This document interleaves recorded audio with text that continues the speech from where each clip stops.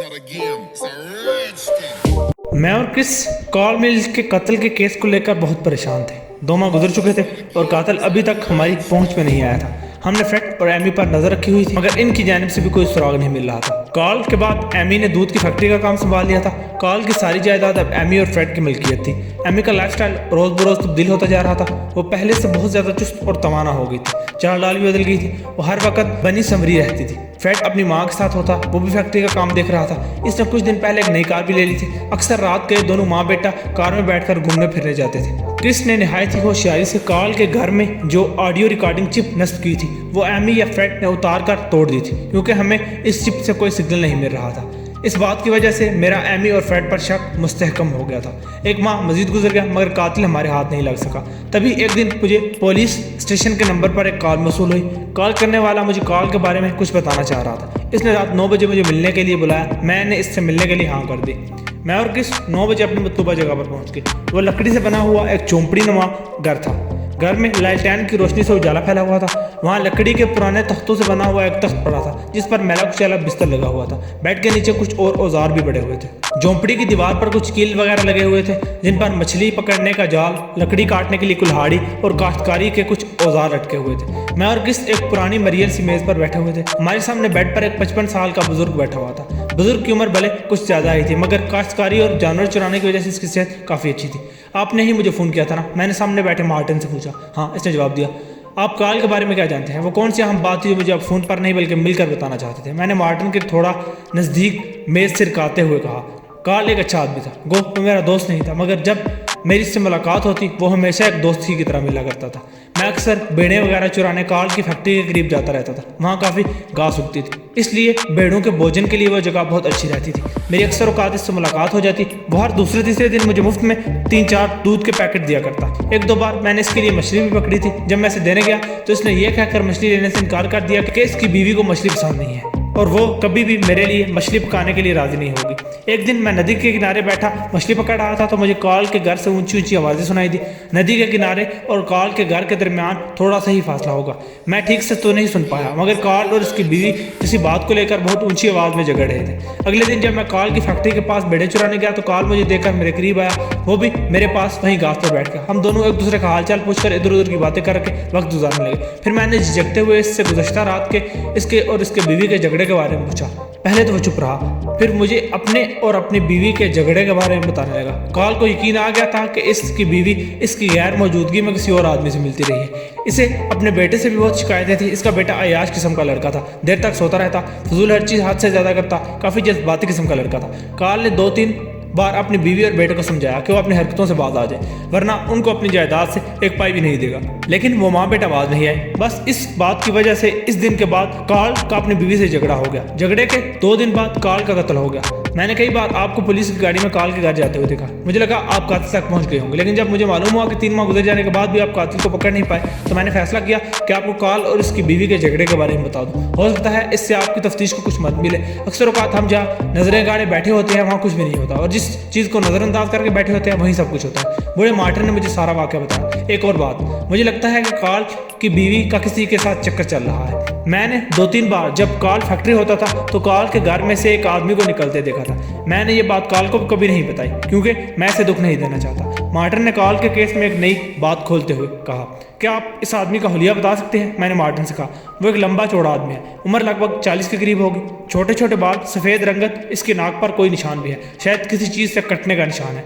Martin ने हमें इस आदमी का हुलिया बताया। मैंने मार्टिन से चंद सवालात की और फिर किस कैमरा वापस आ गया। अगले दिन हमने इस आदमी की खोज शुरू कर दी, जिसके बारे में मुझे बूढ़े मार्टिन ने बताया था। हम कार्ल के घर पर भी नजर रखे हुए थे। फ्रेड कहाँ तक जाता है, किससे मिलता जुलता था, इस पर भी हमारी नज़र थी। 2 माह मजीद गुजर गए। एमी और फ्रेड हमारी तरफ से बेफिक्र होकर अपनी ज़िंदगी में खो गए। शायद इन्हें इस बात का यकीन हो गया था कि कार्ल का केस कभी भी सुलझ नहीं पाएगा। एमी और फ्रेड की यही बेफिक्री हमारे लिए डूबते को तिनके का सहारा की तरह काम आई। गुज़श्ता रात एमी और फ्रेड को इसी आदमी के साथ एक पब में देखा, जिसके बारे में हमें इस बूढ़े मार्टिन ने बताया था। फ्रेड पब में शराब पीकर लड़कियों के साथ डांस कर रहा था, जबकि एमी इस आदमी की बाहों में बाहें डाले बैठी थी। वो पब शहर से काफ़ी दूर था। शायद एमी और फ्रेड नहीं चाहते थे कि इस आदमी के बारे में किसी और को मालूम हो। जोसेफ काफी दिनों से इन तीनों पर नजर रखे हुए था। जोसेफ बेस बदल बदल कर फ्रेड और एमी का पीछा करते साथ ही इनकी हरकतों सिकनात पर भी नजर रखे हुए था। आखिरकार जोसेफ की सुराग रसानी हमारे काम आई और हमें हमारा मतलूबा शख्स मिल गया। जोसेफ ने कॉल मिलाकर मुझे इन तीनों के एक साथ पब में होने के बारे में बताया। मैंने जोसेफ से कहा कि वो इस आदमी का पीछा करे और इस आदमी की सारी हिस्ट्री निकाले। 2 दिन के अंदर अंदर जोसेफ इस आदमी के बारे में सारी मालूमात हासिल कर चुका था। इस आदमी का नाम एंड्रयू फ्लेमिंग था। उम्र 40 साल थी। पेशे के लिहाज से वो एक स्पोर्ट्स टीचर था। वो एमी का क्लास फेलो था। कॉलेज के दिनों में वो एक साथ थे। इसकी फ्रेड के कॉलेज में ही नौकरी थी। फ्रेड फ्लेमिंग से ही फुटबॉल की ट्रेनिंग लेता था। एक बार फ्लेमिंग ने एमी को इसी के कॉलेज में फ्रेड के साथ पेरेंटल मीटिंग के लिए आते देखा तो वो एमी के सामने चला गया। दोनों एक दूसरे को देखकर खुश हुए। एमी ने फ्रेड को बताया कि वो और फ्लेमिंग कजन भी है और कॉलेज फेलो भी। फ्रेड को पता ही नहीं था कि इसका टीचर इसका अंकल भी हो गया। इस दिन के बाद फ्रेड का फ्लेमिंग के साथ ताल्लुक मजीद अच्छा हो गया। वो अक्सर फ्रेड के बहाने एमी से मिलने इसके घर आ जाया करता। कॉलेज की अधूरी मोहब्बत ने फिर से सर उठा लिया और वो दोनों फिर से एक दूसरे की मोहब्बत में पड़ गए। फ्लेमिंग की बीवी मर चुकी थी। इसका कोई बच्चा भी नहीं था। दोनों की मोहब्बत के बारे में फ्रेड को पता चल गया। फ्रेड ने अपनी माँ के माशके के बारे में कॉल को बताना चाहा तो एमी ने इसके पाँव पकड़कर इसे ऐसा करने से रोक दिया। एमी ने कहा कि वो फ्लेमिंग से कॉलेज के दिनों से बहुत प्यार करती है मगर किसी वजह से इनकी शादी नहीं हो सकी। एमी ने फ्रेड को ढेर पैसों का लालच देकर मना लिया कि वो इसे ढेर सारे पैसे देगी जिससे वो न्यूयॉर्क जाकर अपना बिजनेस शुरू कर सकता है और जिसके साथ चाहे रह सकता है। फ्रेड भी लालची लड़का था इसलिए इसने अपनी मां का राज ही रहने दिया। फ्लेमिंग को जब एमी से मिलना होता वो बगैर किसी झिझक के इससे मिलने आ जाता। फ्रेड को इन दोनों के रिश्ते से कोई गर्ज ना थी लेकिन फ्लेमिंग हमेशा तभी आता जब कॉल घर नहीं होता था। कॉल को शक होने लगा कि एमी इसके साथ धोखा कर रही है। इसी बात को लेकर इन दोनों के दरमियान झगड़े होते रहे। तुमने बहुत अच्छा काम किया जोसेफ मगर हम अभी तक वहीं के वहीं हैं। हमारे पास कॉल के कत्ल का मकसद तो है मगर सबूत नहीं। मेरी अभी भी कुछ समझ में नहीं आ रहा। ऐसे पहली बार हुआ है कि हम कातिलों को बीच में रहते हुए भी कातिल को पकड़ नहीं पा रहे। जोसेफ ने बेचारगी से कहा इस केस में मेरा इतना सालों का तजर्बा भी फेल हो गया। मेरा हर अंदाजा गलत साबित हुआ है। कभी कभी तो ऐसा लगता है कि मैं नाकारा हो गया हूँ। मुजरिम को सूंघ कर ढूंढने की सलाहियत खत्म हो गई है शायद। मैंने मुंह छुपाते हुए और खुद पर गुस्सा निकालते हुए कहा। इस शाम मैं घर लेटा हुआ कमरे की छत को तक रहा था। मेरे तस्वुरात में कार्ल मिल्स की लाश थी। मैं इसके पूरे जिस्म का मुआयना कर रहा था। 22 कट के निशानात, कटी हुई उंगली, कटी हुई जुबान, सिगरेट से जलाए जाने के निशाना और टूटी हुई गर्दन की हड्डी। स्ट्रीट फाइटर, रेसलर या मार्शल आर्ट का माहिर। मेरे दिमाग में गंडियां सी बज उठी। आंखें एकदम से रोशन हो गई। मैं झट से बेड से उठा। क्रिस को कॉल करके बुला लिया। क्रिस जल्दी से मेरे घर में आ पहुंचा। 1 घंटे बाद मैं और क्रिस पुलिस स्टेशन में मेरे कैबिन में बैठे हुए थे। हमारे चेहरे पर सुकून छाया हुआ था क्योंकि हमारे सामने कार्ल मिल्स का कातिल बैठा हुआ था। तुमने कार्ल मिल्स को कत्ल क्यों किया? मैंने अपने सामने कुर्सी पर बैठे हुए बूढ़े मार्टिन से पूछा। मैंने कार्ल को नहीं मारा। मार्टिन ने खुद एतमादी से कहा कार्ल को तुम नहीं कत्ल किया है। मैंने पूरे एतमाद लहजे में कहा आपके पास इस बात का क्या सबूत है? मार्टिन ने पूछा। एक नहीं बल्कि बहुत सारे सबूत हैं। मैंने मार्टिन को देखकर कहका लगाया। मार्टिन के चेहरे की रंगत बदल गई। बिल्कुल गलत। जब मैंने ऐसा कुछ किया ही नहीं आपके पास सबूत कैसे आया होगा? मार्टिन अपनी बात पर कायम रहा। कुछ ही देर में सबूत भी तुम्हारे सामने होंगे। तुम्हारा वो जंग लगा हुआ चाकू जो तुम्हारे घर में तख्त के नीचे पड़ा था वो हमने टेस्ट के लिए लैब भिजवा दिया है। मैं 200% यकीन से कह सकता हूँ कि कार्ल के जिस्म पर इसी चाकू की मदद से काट लगाए गए। पोस्टमार्टम में कार्ल के जिस्म पर मौजूद जख्मों से हमें जंग के छोटे छोटे जर्रात मिलेंगे। मुझे यकीन है अगर इन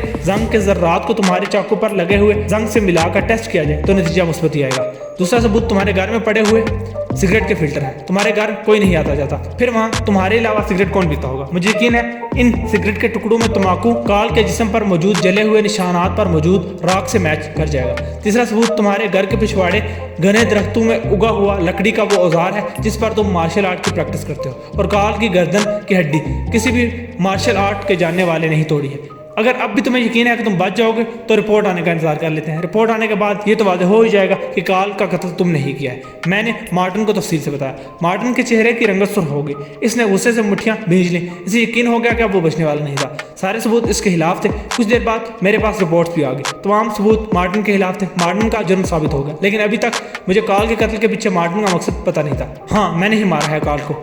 मार्टिन ने गुस्से से दौड़ते हुए अपने जुर्म का एतराफ़ कर लिया। लेकिन क्यों? मैंने सवाल किया। क्योंकि कार्ल जैसा नजर आता था वैसा था नहीं। वो इंसान के रूप में एक छुपा हुआ एक भेड़िया था। मार्टिन ने नफरत से कार्ल का जिक्र किया लेकिन सभी लोगों की नज़र में वो एक दयानतदार पुलिस ऑफिसर था। मैंने मार्टिन को देखकर पूछा दयानतदार और इंसान होने में बहुत ज़्यादा फर्क होता है चीफ। मार्टिन ने वहशत से जवाब दिया। मेरी एक बेटी थी, दिमागी तौर पर थोड़ी बीमार थी। हम दोनों बाप बेटी एक दूसरे का सहारा थे। मेरी बीवी बहुत साल पहले मर गई थी। मेरी बेटी हर वक्त मेरे साथ रहती थी। मैं बेड़े चुराता तो वो भी मेरे साथ बेड़े चुराती लेकिन वो अक्सर दूर पहाड़ियों पर निकल जाती। घने दरख्तों में रास्ता भटक जाती फिर मैं इसे ढूंढकर वापस ले आता। एक शाम मेरी बेटी कहीं खो गई।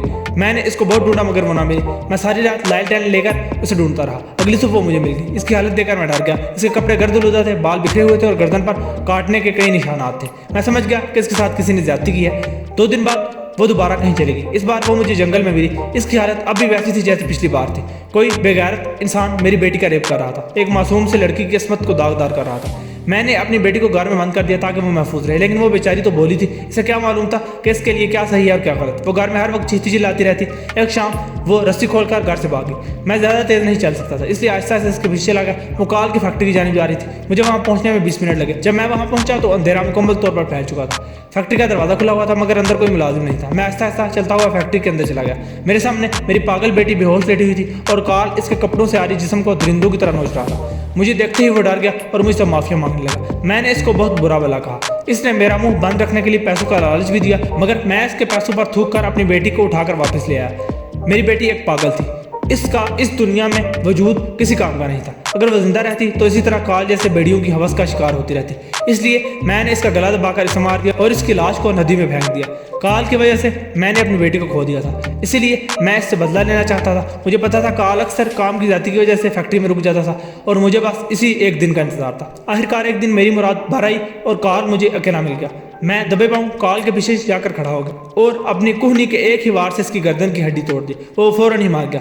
मैंने सबसे पहले इसकी शर्ट उतारी और अपने जंग आलूदा चाकू से इसके जिस्म पर 22 वार किए। मैंने हर निशान एक जितनी लंबाई में लगाया था और इसके दरमियान का फासला भी एक जितना रखा था। मेरा मकसद पुलिस को गुमराह करना था, क्योंकि पुलिस कभी ये नहीं सोचती कि ऐसा महारत वाला काम एक बूढ़ा आदमी कैसे कर सकता है। मार्टिन की आंखें लहू रंग हो चुकी थी, जैसे वो अभी भी काल को मार कर आया था। इसके जिस्म पर 22 वार करने के पीछे क्या मकसद था? मैंने पूछा। मेरा मकसद तो बस एक था और वो था काल की मौत। लेकिन मैंने 22 वार इसलिए किए क्योंकि मेरी बेटी की उम्र 22 साल थी और मैं काल के जिस्म पर 22 वार करके अपनी बेटी की रूह को तस्कीन पहुंचाना चाहता था। मार्टिन ने वहशीपन का मुजाहरा करते हुए कहा, सिगरेट से जलाने, उंगली काटने, जुबान काटने के पीछे भी कहानी बता दो। मैंने मार्टिन की तरफ देखकर कहा, जुबान मैंने इसलिए काटी क्योंकि इसके अल्फाज और इसकी शख्सियत सरासर झूठ थे। वो जुबान का जितना ही मीठा था असल में इतना ही झूठा और मक्कार था, इसलिए मैंने इसकी जुबान काटी। सिगरेट से जलाने और उंगली काटने के पीछे कोई मकसद नहीं था। मैं बस काल पर अपना गुस्सा निकाल रहा था। मार्टिन ने काल के कत्ल के पीछे सारी कहानी बता दी। इसने अपने जुर्म का एतराफ़ कर लिया। क्रिस ने इसे ले जाकर हवालात में बंद कर दिया।